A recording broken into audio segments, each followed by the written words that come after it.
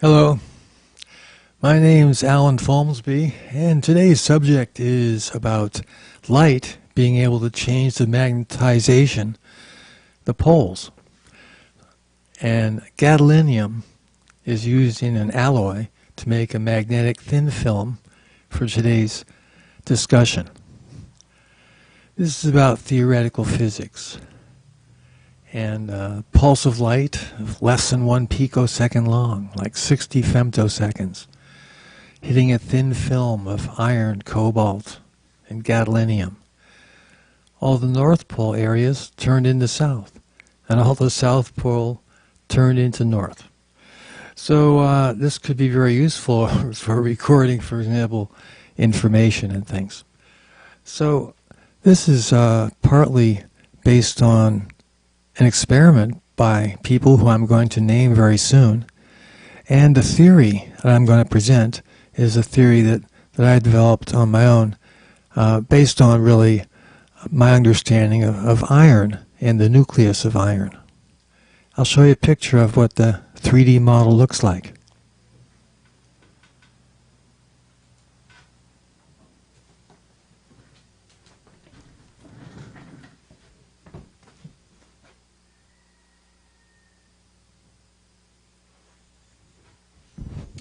So here's the side view of the model.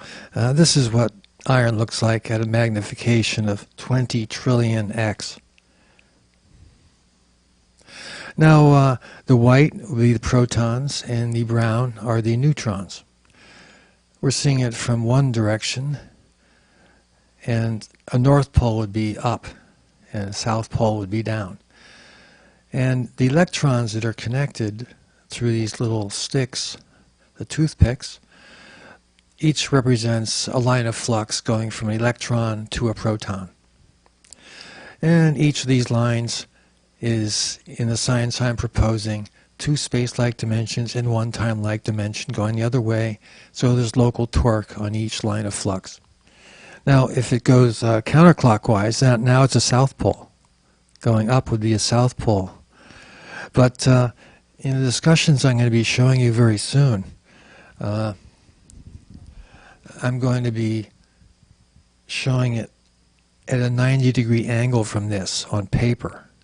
So keep in mind that there's a vortex here of lines of flux spreading out from the nucleus, and it goes out far away. At this scale, the electrons should be about a half-mile away from this little model. But for practical purposes, let's shrink it this length instead of a half-mile. We'll make that be about 3 inches long. So there's an electron on the tip of each of those toothpicks there, and that a mechanistic model is useful, as I'll be showing here in a minute. So I'm going to rotate this 90 degrees now. So now you can see the vortex is coming right at the camera now. And here it's pointing upwards, and here the vortex is going at the camera, just like the paperwork I'm going to show you in a couple of minutes.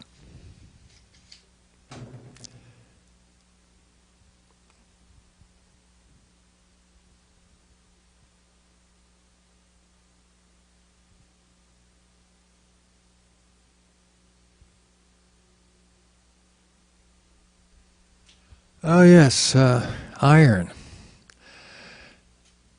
I chose iron because its property of magnetism is spectacular, and I assumed that the nucleus might have a shape that supports magnetism, and here it is, the pyramidal cube. So let's go back to the presentation now of the iron-cobalt gadolinium alloy and the great experiment that was done in Japan.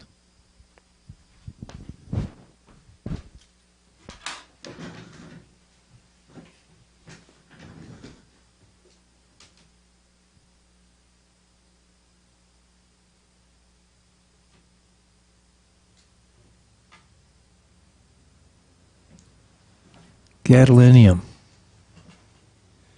GD.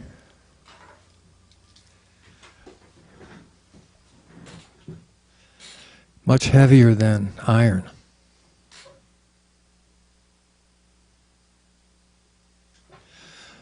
There they are, both in the same picture. In the upper left, the cube of red baryons and black baryons on top of the faces of the cube.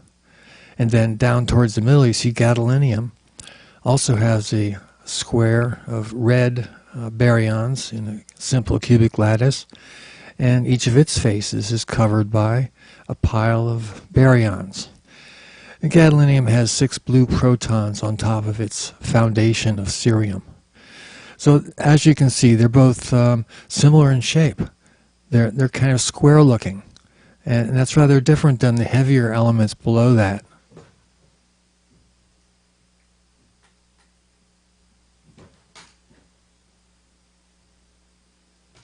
For example, if you look at gadolinium compared to CM, californium, gadolinium is kind of square, and curium, CM, is pear-shaped.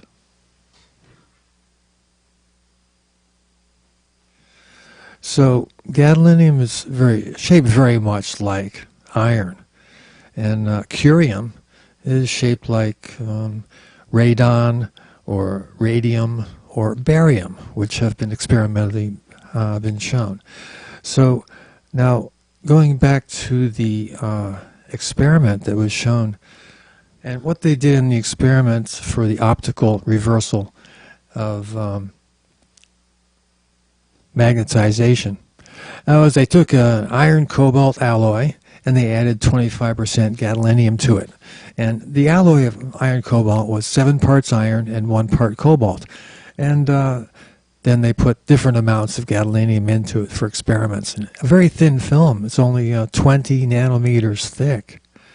And then they exposed it to a 60 femtosecond light pulse, and that reverses the polarity of magnetization in the little domains. North domains became south in just that short period of time, illuminating with 1.5 electron volt light. And at the same experiment, south poles became north poles in that same sample, in that same flash. So that's a surprising and excellent result, which my theory will be explaining soon. Now, the experiment was done in 2011. Of course, today is 2020, 9 years later. And the people who did the experiments in Japan were A. Tsukamoto, T. Sato, S. Toriumi, and A. Ito. And I'm going to tell you the reference that I'm reading here. Let's see. The name of the paper was Precessional Switching by Ultra-Short Pulse Laser, Beyond Room Temperature Ferromagnetic Resonance Limit. That was in the Journal of Applied Physics 109 in 2011. So they took a glass substrate with some silicon nitride film, very smooth, and on top of that they put 20 nanometers of this alloy, gadolinium and iron. So if you ignore the cobalt, really it's like there's 3 iron and 1 gadolinium in this alloy. And that's important in the geometry I'm going to be telling you about in a few seconds here.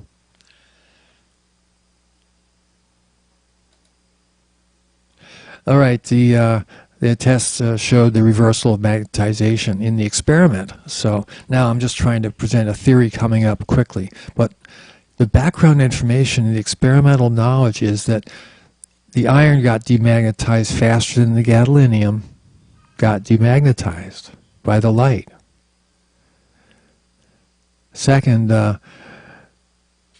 it's an antiferromagnetic alloy, so usually, let's say, gadolinium would be a south pole if the iron atoms around it were all north. So they call that antiferromagnetic alloy. And during the light pulse, all the atoms' poles had the same pole, so it was no longer antiferromagnetic. suddenly they were all going the same way during the light pulse.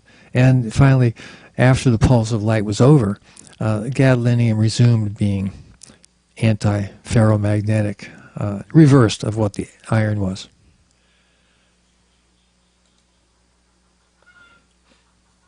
So, in the theory I'm presenting, I'm using the integer geometric logic. Gadolinium has 18 protons in a ring. And iron has 12 protons in a ring. The alloy in the experiment had 3 irons to 1 gadolinium. So if you took 1 gadolinium and put 3 irons around it in a little circle, a little triangle, that's the geometry I'm going to be looking at in a minute. And we're going to find finally, as the final result of today's talk, that the lines of flux mesh like gears. And there'll be sketches of that just momentarily coming up. But first, let me show you why I say gadolinium has 18 protons in a ring. I'm going to show you geometric evidence.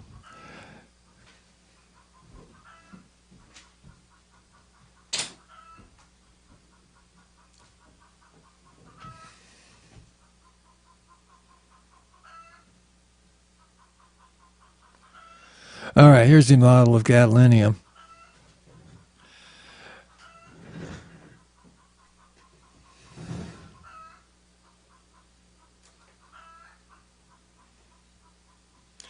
So it's, as that periodic table showed you, it's pyramids on a cube based on cerium, following that plan. Here's the view you see in the periodic table pretty much.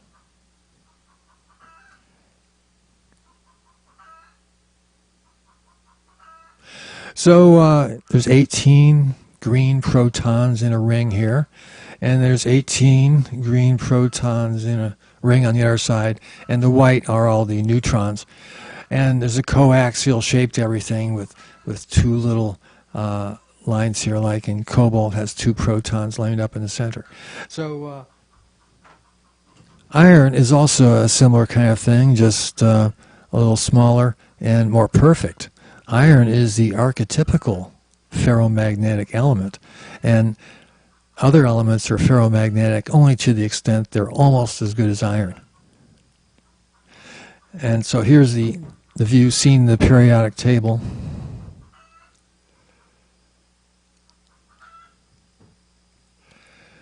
Three-layer cube and the 2-layer pyramids on each face. Okay, so let's go back to why the integer geometry is reasonable for this. Because for one thing, the results of the experimentalists said, as in here, the alloy has 3 iron and 1 gadolinium. And since I know that gadolinium has 18, iron has 12, it all works together like gears meshing together. And I'm going to be showing you sketches right now of before, during, and after the light pulse in my notebook number 12. So let's see.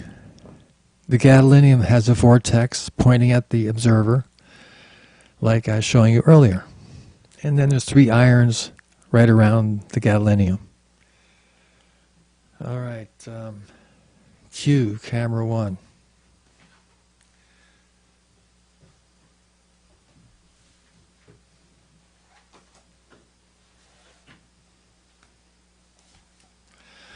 All right, notebook number 12 here.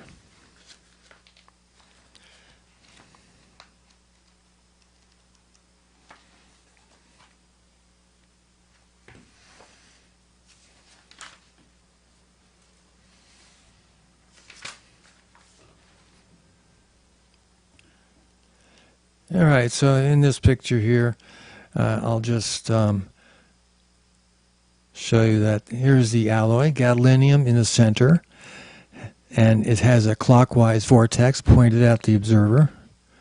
And then the irons are all going the opposite spin because their vortexes are meshing with the gadolinium central vortex. And the iron has 12 protons in this ring and 12 electrons, and the gadolinium has 18. Notice that with 3 of these irons, you could have 6 from each iron, adding up to 18. So 3 times 6 is 18, and that would completely mesh with the gadolinium in the center.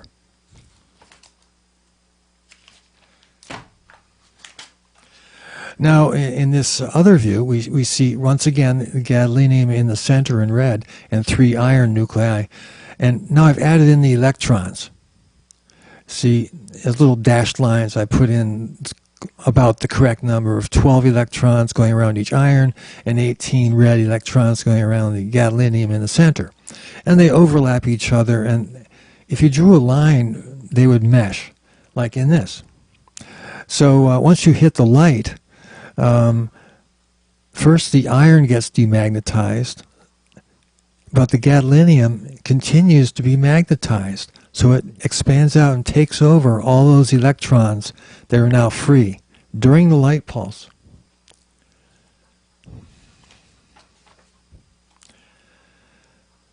The clockwise rotation now of the vortex is taken over by the gadolinium, since the iron demagnetizes faster than the gadolinium.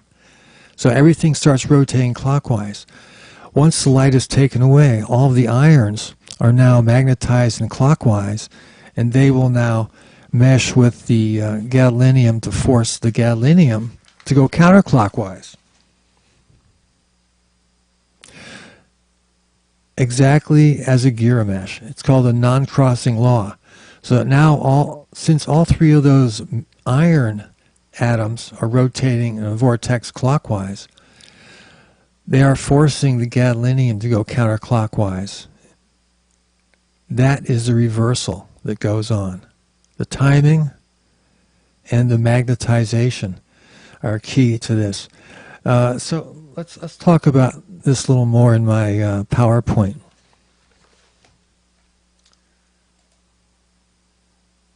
So, like I was just showing in the sketches in Notebook 12, before the light comes, the gadolinium vortex was going clockwise, and the 3 iron atoms have vortexes going counterclockwise. During the light pulse, iron first demagnetizes.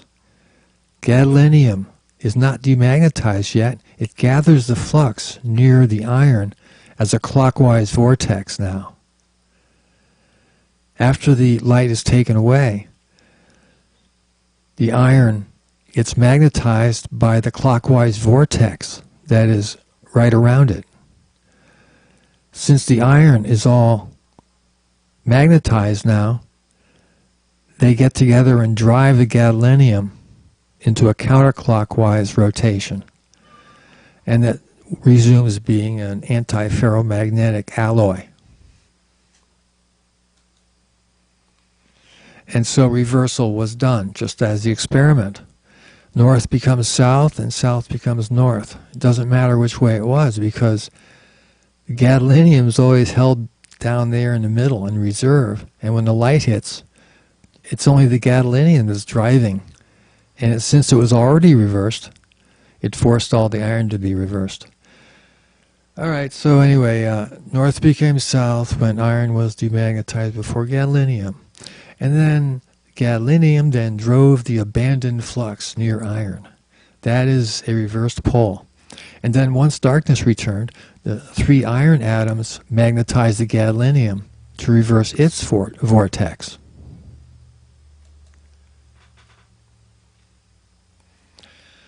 So this is all just theoretical physics. You know, it could be wrong, or it could be right.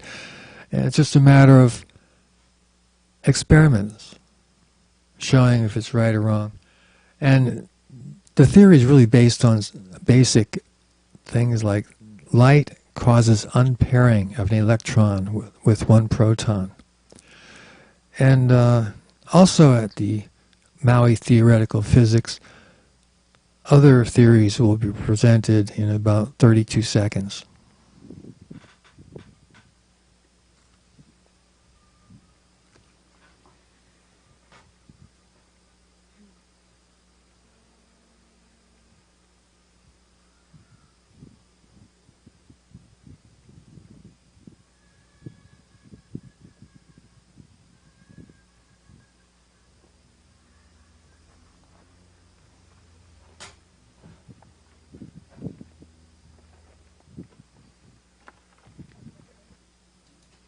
Hey, we're back. Now, as I was considering the magnetism, the non-crossing law really is important for all of this. It's consistent with the Pauli exclusion principle and with Lenz's law, and it drives flux mechanistically. These quantized vortexes can be modeled accurately mechanistically. And magnetization of the proton ring can be from the electrons driving the direction of the two rings.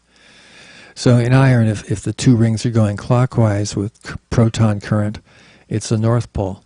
If both those rings are going counterclockwise, it's the south pole. And it depends on your point of view, of course, of the observer. But if they're both going opposite spins, not spin, but I mean, if the current in one proton ring is going the opposite direction of the current in the other proton ring, it is demagnetized. And it has to be demagnetized from both directions in our macroscopic world of the laboratory. But when you get down to nanoscale things, it's important to know that iron is the archetype of all magnetic apparatus. So that's the end of the presentation for today. Let's see, I'm going to check my messages, see if someone's been texting me here. No, it looks like we're almost done here. All right then, thanks a lot for joining me today. Bye.